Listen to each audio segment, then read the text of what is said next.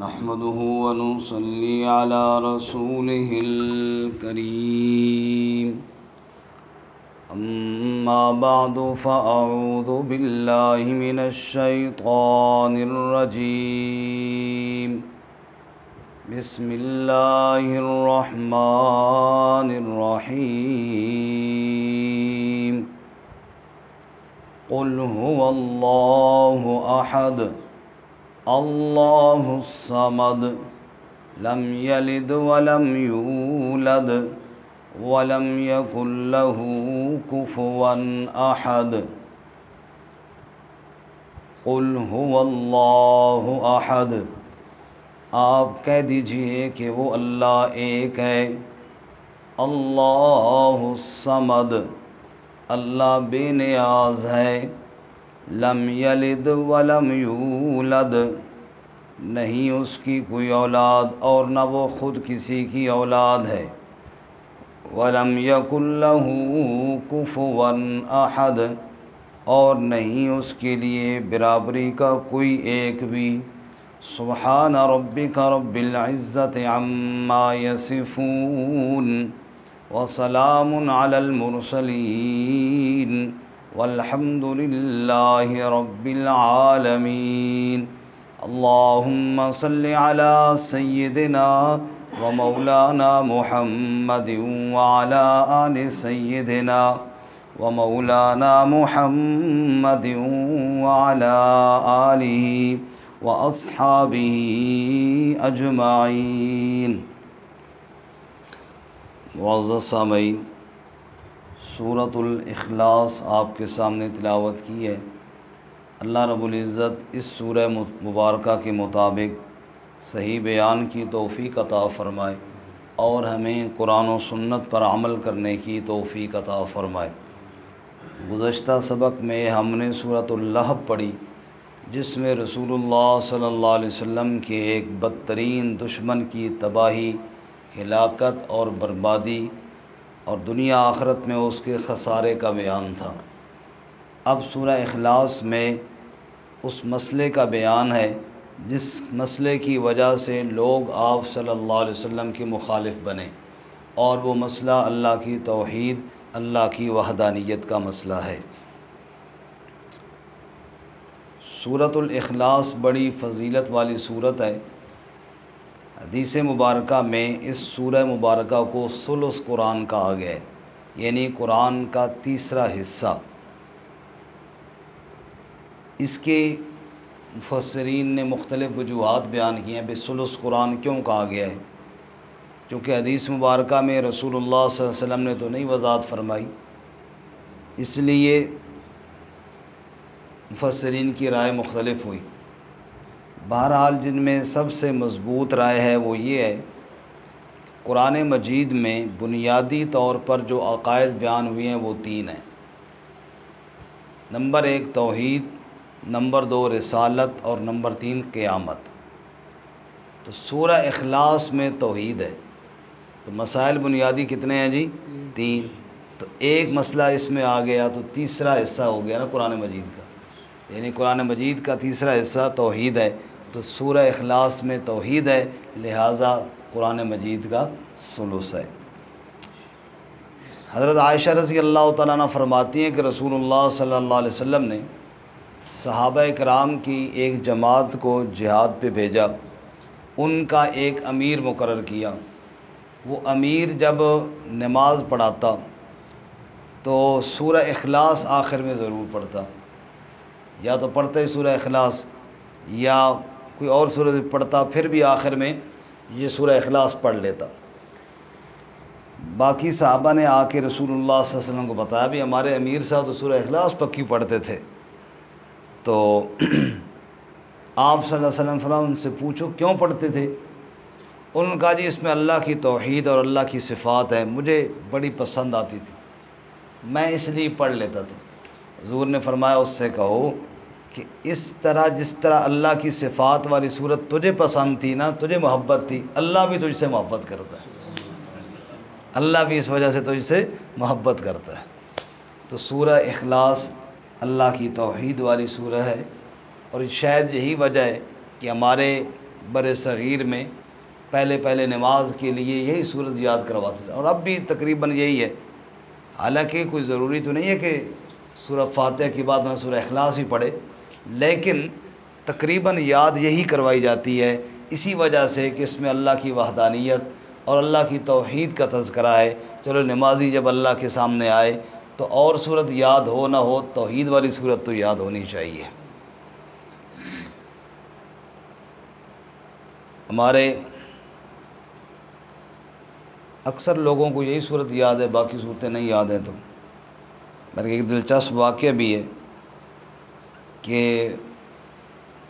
حضرت مولانا اشرف علی تھانوی رحمۃ اللہ علیہ وہ ایک جگہ گئے، کوئی سفر پہ تھے یا جہاں بھی، تو کوئی چھوٹی مسجد تھی، وہاں ان کے امام صاحب نہیں تھے، نماز کا ٹائم تھا، تو جتنے نمازی تھے ایک نے کہا بھائی تو نماز پڑھا، اس نے کہا مجھے تو صورت آتی نہیں ہے تو میں کیسے پڑھوں، دوسرے نے کہا، تیسرے نے کہا، سب نے کہا چلو پھر اپنی اپنی پڑھو۔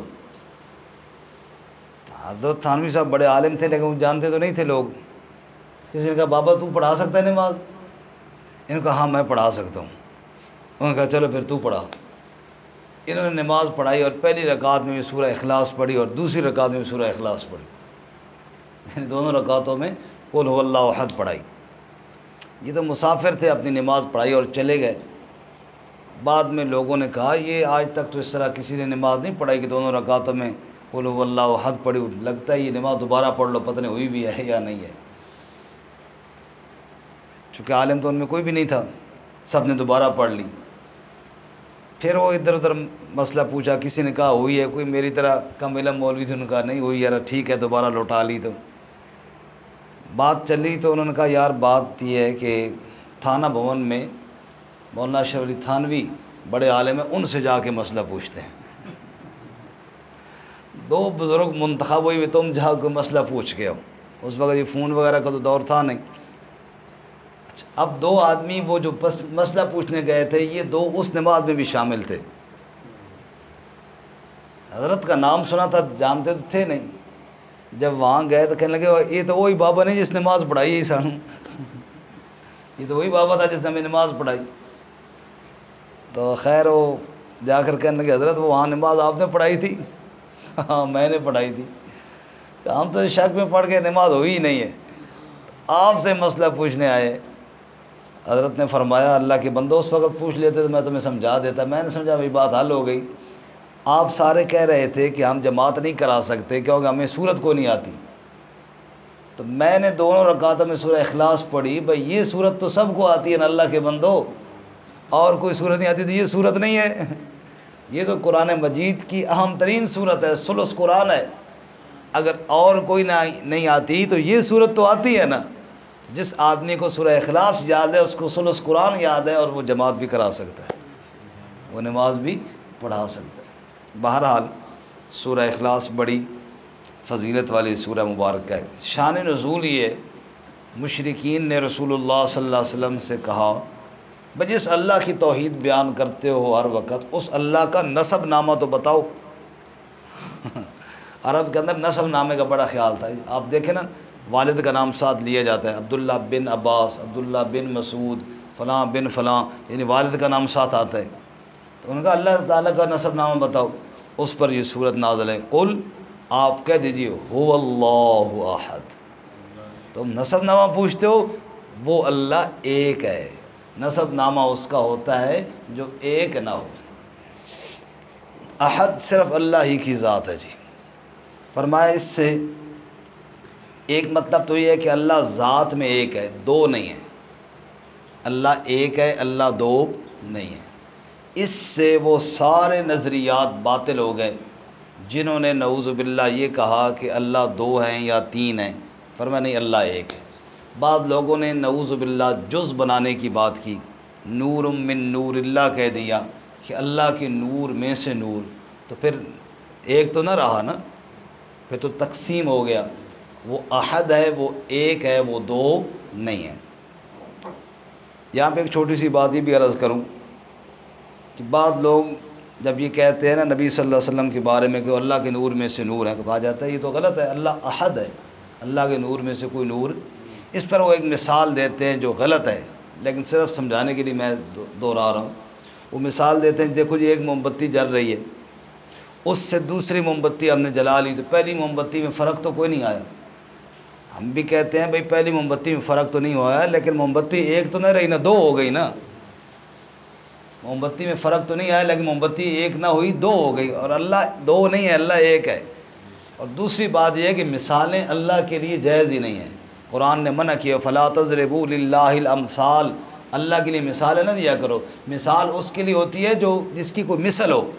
مخلوق میں ایک دوسرے کی مثال ہے، اللہ مثالوں سے پاک ہے، اللہ کی کوئی مثل نہیں، کوئی مثال. تو قل هو اللہ احد، اللہ ذات میں ایک ہے، اللہ کی ذات دو نہیں ہے. اسی طرح نمبر 2، اللہ عبادت اور معبود ہونے میں ایک ہے، معبود دو نہیں ہے. جیسے اللہ کی ذات ایک ہے نا، ایسے اللہ کے علاوہ معبود بھی اور کوئی نہیں، معبود بھی صرف ایک ہی ہے. عیسائیوں نے کہا ان اللہ ثالث ثلاثہ، اللہ تین میں ایک ہے. ایک اللہ، ایک عیسیٰ علیہ السلام ہے، ایک بیوی مریم ہے. یا ایک گروہ نے کہا ایک اللہ، ایک عیسیٰ علیہ السلام اور ایک جبرائیل علیہ السلام.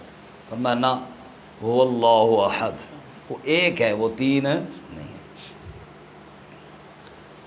دیریہ اس گروپ کو کہتے ہیں جو اللہ کی ذات کے منکر ہیں نا. کہتے ہیں کسی دور میں ایک دیریہ نے کہا کہ مسلمانوں یہ بتاؤ کہ اللہ ایک ہے اور ایک سے پہلے کچھ نہیں ہے، تو یہ کیسے ممکن ہے؟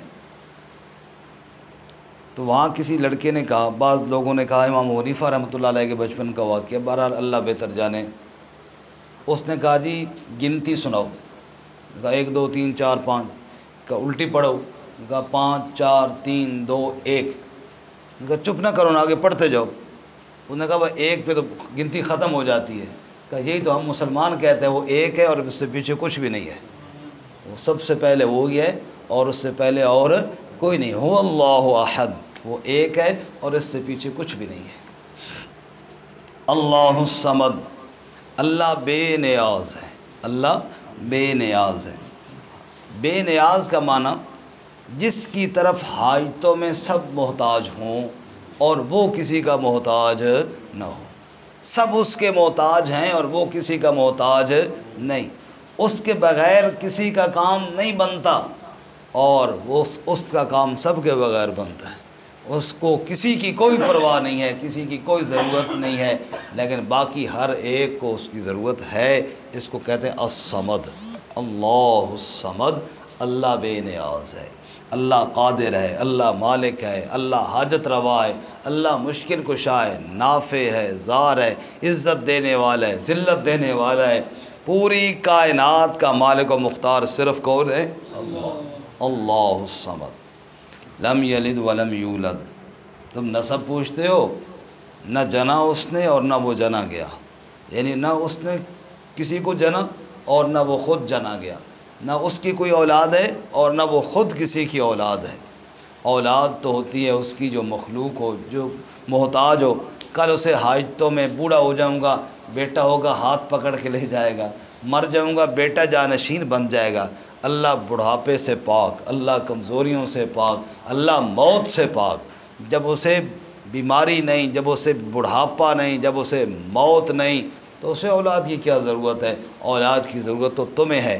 لم یلد ولم یولد. اس سے عیسائیوں نے کہا عیسیٰ علیہ السلام اللہ کے بیٹے، وہ بھی غلط. یہودیوں نے کہا عزیر علیہ السلام اللہ کے بیٹے، وہ بھی غلط. مشرکین نے کہا کہ فرشتے اللہ کی بیٹیاں، وہ بھی غلط. لم یلد ولم یولد، اللہ اولاد سے پاک ہے. اور یہ قرآن نے اور بھی کئی جگہ پہ فرمایا ہے، صرف یہاں پہ نہیں، اور بھی کئی جگہ. مثلاً ایک جگہ اللہ تعالیٰ فرماتے ہیں تکاد السماوات یتفطرن منہ وتنشق الارض وتخر الجبال حدا ان دعوا للرحمن ولدا. آسمان اور زمین اور یہ پہاڑ، یہ سب ٹوٹنے پر، پھٹنے پر آ گئے. کب؟ ان دعوا للرحمن ولدا، جب لوگوں نے رحمان کی اولاد بتانا شروع کی. رحمان کی اولاد بتائی، سمجھو اتنا بڑا جرم ہے کہ پوری کائنات تباہ ہو جائے. اتنا بڑا جرم ہے. وما ينبغي للرحمن ان يتخذ ولدا، رحمان کی کوئی اولاد نہیں.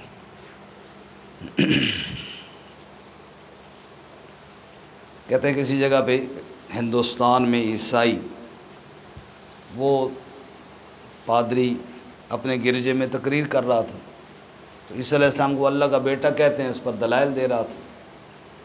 تو ایک مسلمان باہر ریڈی لگاتا تھا، جو بھی اس نے کوئی اپنا مزدوری کر رہا تھا، وہ ادھر پادری تقریر کر رہا ہے، اس کی آواز مسلمان سن رہا ہے، عیسیٰ علیہ السلام اللہ کی اولاد ہے۔ مسلمان کو اندر سے تپ بڑی چڑھ رہی ہے، بیچارہ غریب آدمی ہے، لیکن ایک وقت آتا ہے نا پھر بندہ برداشت نہیں کر سکتا۔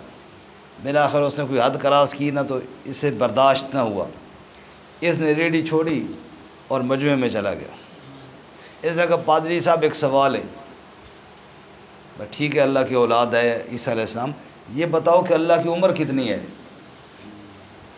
اللہ کی عمر کتنی ہے؟ اس نے کہا بے وقوف یہ کون سا سوال ہے؟ اللہ ازل سے ہے ابد تک رہے گا۔ انہوں نے کہا جی اجل مجل مجھے نہیں پتہ، مجھے سال بتاؤ کتنے سال ہے، پتہ نہیں آپ کیا کہہ رہے ہو، سال گن کے بتاؤ، میں ان پڑھ بنوں، اجل مجل کیا ہوتا ہے، سال بتاؤ اتنے سال اللہ کی عمر ہے۔ اس نے کہا مثال کے طور پہ تو یوں سمجھ لے کہ کھربوں سال اللہ کی عمر ہے، اربوں سے بھی اوپر ہے۔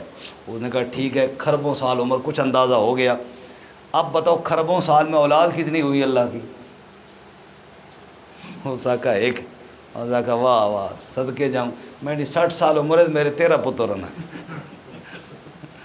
سمجھ آئی؟ کوئی عقل والی گل کرو، بات وہ کرو جو انسان کے عقل کو بھی لگتی ہے۔ 60 سال عمر ہے اور لین لگی ہوئی ہے بچوں کی، ادھر تم کھربوں سال بتا رہے ہو اور بیٹا صرف ایک بتا رہے ہو، کچھ تو بات عقل کے مطابق کرو۔ ایسا لاجواب کیا نا ان پڑھ آدمی نے، اللہ کی بڑی قدرت ہے، ایسا لاجواب کیا کہ وہ خاموش ہو گیا، اس کا کیا جواب دیتا؟ اللہ فرماتے ہیں میری کوئی اولاد نہیں۔ اور 7ویں پارہ سورہ نام میں فرمایا انا یکون لہ ولد ولم تکن لہ صاحبہ، اولاد کیسے ہو، اللہ کی بیوی کوئی نہیں۔ بھائی بیوی تو ہوگی نا تب اولاد ہوگی۔ جیسے ایک مولوی صاحب سے بندہ روزانہ دعا کراتا ہمارے موجود بھائی کی طرح کہ یا دعا کراؤ جی میری اولاد ہو جائے، اولاد ہو جائے، اولاد ہو جائے، وہ کرتے رہے۔ ایک دن مولوی صاحب نے پوچھا بھائی کتنا عرصہ ہو گیا پتر تیری شادی نو، اولاد نہیں ہوئی؟ سگو سر جی شادی تو ہوئی کوئی نہیں، پھر بیٹے کی دعا روزانہ کروانے کیوں آتا ہے؟ انہوں نے کہا جی دیکھو اگر بیٹے والی دعا قبول ہوئی نا تو اللہ کرے گا شادی بھی ہو جائے گی ساتھ۔ تو اللہ فرماتے ہیں اللہ کی بیوی کوئی بھی نہیں مانتا۔ ان عیسائیوں سے پوچھو نا بھائی ٹھیک ہے عیسیٰ علیہ السلام اللہ کی اولاد ہے، بیوی کون سی ہے؟ یہاں پہ وہ بھی خاموش ہیں۔ جب اللہ کی بیوی نہیں مانتے ہو تو اولاد کہاں سے مانتے ہو؟ لم یلد ولم یولد، اللہ کی نہ کوئی اولاد ہے نہ اللہ تعالیٰ خود کسی کی اولاد ہے۔ ولم یکن لہ کفوا احد، ارے اولاد تو دور کی بات ہے، کف کہتے ہیں خاندان کو، قبیلے کو، کہتے ہیں نا جی فلاں نے شادی اپنے کف میں کر دی ہے، لڑکی کا نکاح کف میں کرو یعنی خاندان میں۔ تو ولم یکن لہ کفوا احد، اللہ کا کف کوئی نہیں، مثل کوئی نہیں، مثال کوئی نہیں۔ یہ جو خاندان ہوتے ہیں نا یہ سب مثال ہوتے ہیں، ایک خاندان کے لوگ ایک جیسے ہوتے ہیں، اللہ تعالیٰ جیسا کوئی نہیں ہے۔ اللہ کف سے پاک ہے، مثل اور مثال سے پاک ہے، لیس کمثلہ شیء، اس کی مثل کوئی نہیں، وَلَهُ الْكِبْرِيَاءُ فِي السَّمَاوَاتِ وَالْأَرْضِ، وہ کبریا ذات ہے، اس لیے اس کا کوئی شریک نہیں ہے۔ میرے والد صاحب رحمۃ اللہ علیہ، اللہ ان کی مغفرت فرمائے، سورہ اخلاص کا شعروں میں ترجمہ سناتے تھے، انہی سے سن کے میں نے یاد کیا ہے ارشاد خداوند عالم پاک محمد تائیں، قل هو اللہ احد، ہے ارشاد خداوند عالم پاک محمد تائیں، ذات رب دی واحد جانو جو ہے سب دا سائیں، اللہ الصمد او بے نیاز الہی، سب محتاج اسی دے، او محتاج کسی دا نہیں، ملک وچ راج اسی دے، لم یلد ولم یولد، نہ بیٹا ہے نہ باپ ہے اس دا، او ہے پاک الہی، مرن جمن تھی پاک منزہ، سب اس دی ہے شاہی، ولم یکن لہ کفوا احد، ہم سر تے برابر اس دے دوسرا کوئی نہ ثانی، او ہمیشہ باقی اللہ ساری دنیا فانی۔ یہ ہے سورہ اخلاص، اللہ میں اس پر یقین نصیب فرمائے۔ ترجمہ دوبارہ سنیں، قل هو اللہ احد، آپ فرما دیجئے کہ وہ اللہ ایک ہے، اللہ الصمد، اللہ بے نیاز ہے، لم یلد ولم یولد، نہ اس کی کوئی اولاد اور نہ وہ خود کسی کی اولاد ہے، ولم یکن لہ کفوا احد، اور اس کی برابری کا کوئی ایک بھی نہیں۔